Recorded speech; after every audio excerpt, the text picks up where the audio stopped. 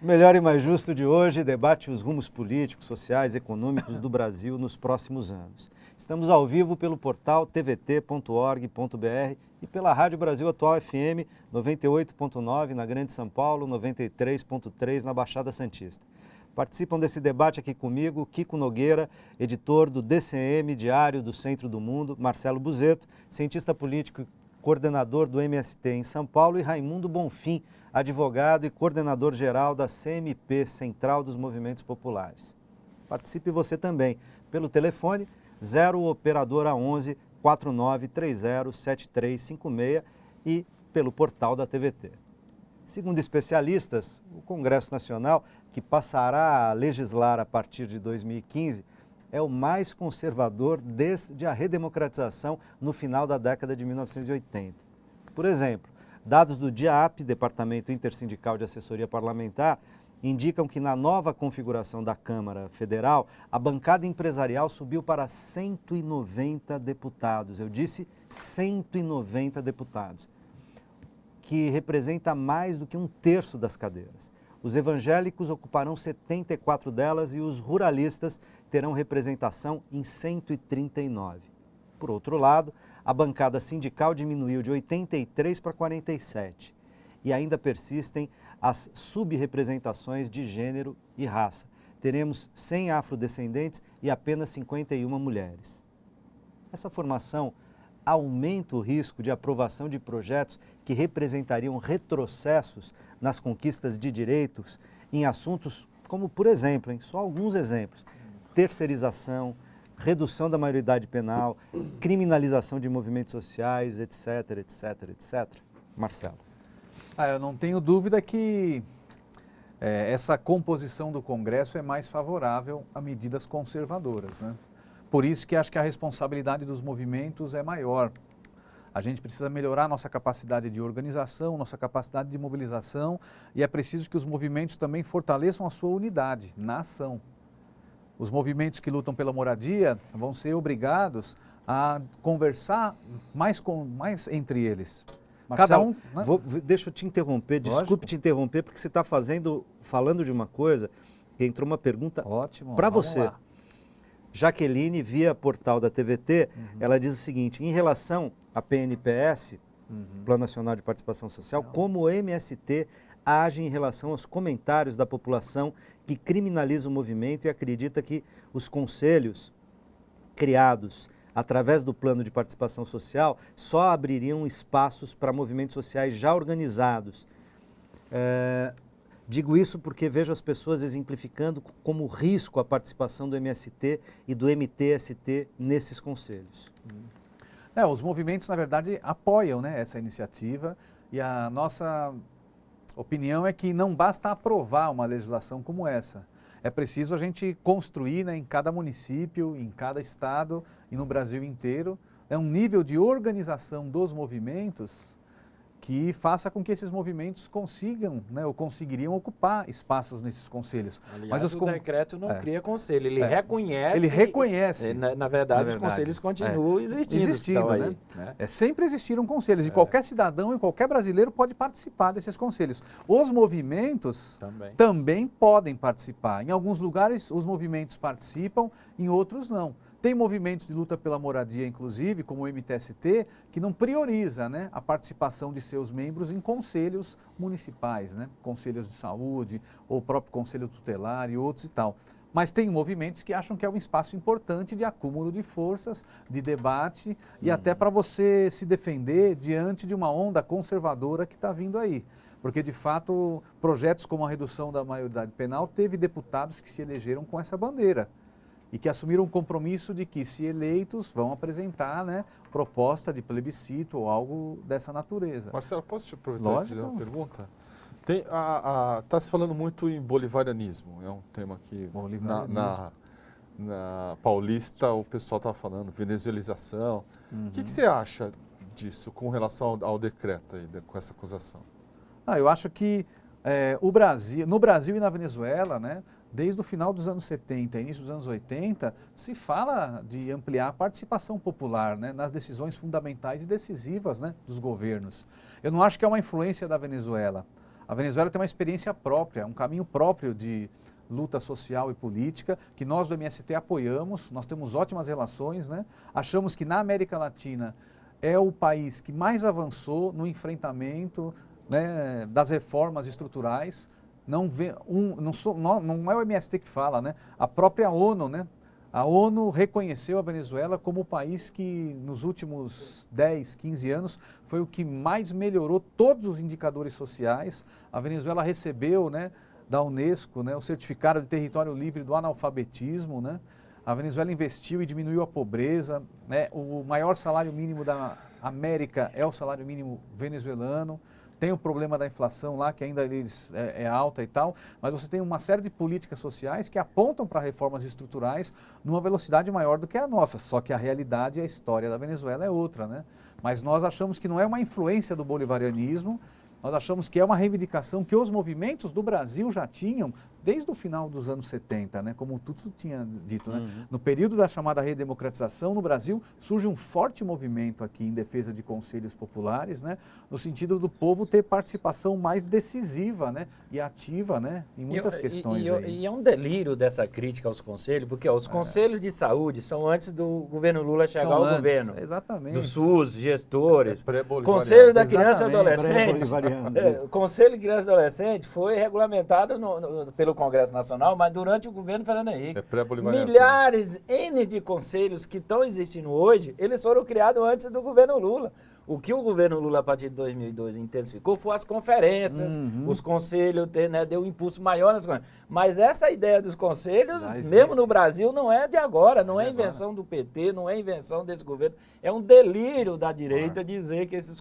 Aliás, a lei, eu ando com a lei dentro da minha bolsa, li, reli, li novamente. Não cria nenhum conselho novo. Ela apenas diz que a administração federal, administração direta e indireta de toda a organização federal, ao elaborar suas propostas, suas políticas, deve considerar a experiência de conselhos, de fórum, de suja, deve, não é obrigatório, que o agente público, na medida de que vai fazer vai discutir um plano nacional de reforma agrária, houve as entidades, houve os espaços, um plano de educação, um plano de habitação, uma política para a criança, não é obrigatório você deliberar a partir, não é deliberativo, né? Então, o Conselho faz uma compilação e reconhece o decreto. Isso acontece em muitos países capitalistas.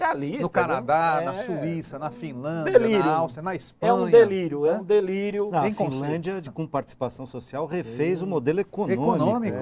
Né? A dívida. Tem mais uma pergunta aqui. São 12 pessoas, né, na Finlândia. Um pouco menor, né? Um pouco menor e digamos que eles já resolveram uma série de problemas de base que nós ainda temos. Né? O Lúcio, via o portal da TVT, ele pergunta o seguinte: como vamos avançar com as pautas progressistas em um Congresso tão conservador? O que é possível fazer? O que você acha, Kiko? O que é possível fazer? Negociar e tentar passar as reformas necessárias. Agora, como fazer vai ser da habilidade ali desse governo. Eu vi que o Lula já teve uma reunião hoje, né, com lideranças ali do PT, parece que ele vai estar mais presente com a bancada no Senado, né, nesse governo ali, né? Acho que vai ser um bom guarda-costas ali, um bom conselheiro, um político incrível. Vai ter que ser na base da democracia, né, da negociação. Agora, né? Vocês não acham? A gente tem... É muito curioso, inclusive, né? Isso vale talvez para o esporte. Né? O brasileiro tem uma tradição de achar que o bom é quem, no futebol, por exemplo, o bom é quem está ganhando. Né? Então, o cara que chegou em segundo lugar, o time que chegou em segundo lugar, esse aí é uma porcaria. A gente não tem essa dimensão das eleições no Brasil, elas não se concentram muito fortemente nos cargos majoritários, e esquecem um pouco o legislativo e, portanto, a gente não debate o legislativo. E aí, muitas vezes, uma série de contas cai no colo dos executivos, no nível municipal, no nível estadual, nos vários estados, até menos, porque o Estado, no Pacto Federativo Brasileiro, ele tem um papel meio no sanduíche, né? Ele enfim, uma questão que deveria ser discutida na reforma política, a meu ver, também.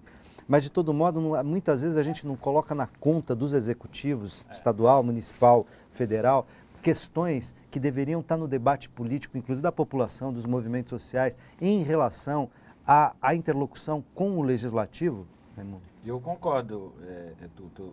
O exemplo mais claro é o seguinte, a gente fica, então, foi importante o posicionamento da presidenta Dilma, né? O compromisso dela com a Constituinte, um plebiscito da Constituição exclusiva. Mas quem decide se convoca ou não uma Constituinte exclusiva pela nossa Constituição é o Congresso Nacional, Câmara e Senado. Aliás, para fazer a mesma pergunta que nós submetemos, aquela que eu falei, nós já estamos com um projeto de decreto legislativo, já tem 185 assinaturas, encabeçada pela Luísa Erundina e o Renato Simões, né, e mais 185, que é a convocação de que, se a população é a favor de se convocar uma Constituinte exclusiva para fazer a reforma política. Então, por mais que a presidente apoia, né, tenha a posição, a gente é uma contradição no sistema político. Por isso a gente precisa reforçar, porque do mesmo jeito que é um presidencialismo, presidencialismo onde o presidente, um presidencialismo no sentido presidente, governador e prefeito, como tu disseste, que tem muito poder, ao mesmo tempo você tem o contrapeso, né, que é o Congresso Nacional, que é as Assembleias Legislativas, que é as câmaras municipais, que tem muito poder, né? Quer dizer, então, a população fica num debate enorme, tu falou, quer dizer, tanto é que a população vai escolher um deputado estadual ou federal faltando na última semana, os últimos 15 dias. Às vezes na hora. Às vezes na hora lá, pega um papelzinho lá no chão lá que alguém deixou cair. Quer dizer, realmente, quer dizer, e o Congresso tem muito peso, né, no Brasil, o Congresso Nacional. E no campo das democracias institucionais é bem importante a existência do poder, dos três poderes do poder legislativo, tá certo? Como contrapeso necessário sob o risco de você ter governos autocráticos, né, na figura do executivo. Agora, é preciso, me parece, que a gente qualificar o debate, inclusive, da população, entender melhor e participar mais da questão do papel e da função e do trabalho executado pelo Legislativo. Tá certo falar isso, Marcelo? Eu acho que aí os movimentos têm essa tarefa de tentar contribuir para elevar o nível de consciência da população no que diz respeito a quais são as reformas. Acho que a gente precisa fortalecer um debate com a população de quais são os principais problemas do Brasil e quais são as soluções. E como realizar essas soluções. Porque o que fazer, reforma política, reforma agrária e tal, mas como fazer? Agora os movimentos... E qual fazer, né? E qual fazer também, né? Porque os movimentos qual o conteúdo dessas reformas, né? Porque os movimentos nós precisamos, acho que, fortalecer o trabalho nas periferias, nos bairros, fortalecer o trabalho nas universidades, nas escolas, no local de trabalho. Então, às vezes, a gente avalia que nós mesmos, movimentos, partidos de esquerda e tal, temos um discurso muito bonito, mas às vezes fica um discurso mais entre nós. Eu acho que nós precisamos estar mais presente no dia a dia do trabalhador e da trabalhadora, no seu local de trabalho, no seu local de estudo e no seu local de moradia. Sim, na e sua a gente comunidade. se afasta. Tanto é que muita gente aí que era de esquerda, ou que estava vinculado ao PT e outros partidos de esquerda, também viram que setores, regiões que eram base tradicionalmente da esquerda, votaram em candidatos de direita, né? Teve operários, né, em regiões que tradicionalmente se votava na esquerda, onde você vê a classe operária votando em partidos de direita. Então eu penso que a gente tem que refletir também os movimentos para criar uma metodologia de trabalho de base, de aproximação e de trabalho mais permanente, de não procurar esses bairros e essas comunidades só na hora da eleição. Acabou a eleição, 2015 não tem eleição. Qual a nossa tarefa? Ir para o povo para fazer o debate, para esclarecer. Agora, o campo de batalha nosso na avaliação do MST são as ruas, as comunidades, porque o Congresso Nacional, na nossa opinião, do jeito que está, é um campo de batalha que não deve se abandonar. E com os poucos que temos lá, temos que nos articular para fazer avançar as mudanças progressistas, mas sem ilusões, porque esse é um campo de batalha que na nossa avaliação do MST está derrotado. Agora, não significa que a gente não pode interferir lá dentro. A gente pode fazer uma marcha para Brasília, fazer grandes mobilizações, fazer uma grande concentração, procurar levar 100 mil, 200 mil, 300 mil para Brasília ao longo desses próximos anos, para pressionar o Congresso se no momento decisivo o Congresso tentar impor medidas conservadoras contra o povo brasileiro. Se precisar ocupar o Congresso, o povo brasileiro tem legitimidade também para até ocupar um Congresso Nacional, né, para dizer, olha, vocês aqui não representam a vontade da maioria do povo e vocês querem aqui o retrocesso. Então nós temos que fazer uma avaliação crítica do que tem hoje, mas apontando para frente, né? Então eu acho que a gente não deve alimentar ilusões e os movimentos têm que ir para as ruas, né, com organização e tal, e tem que conversar mais, tem que dialogar mais entre os movimentos, cada um com a sua pauta específica, mas também encontrando ações comuns, né? Porque se cada um ficar no seu caminho, pautas comuns, né?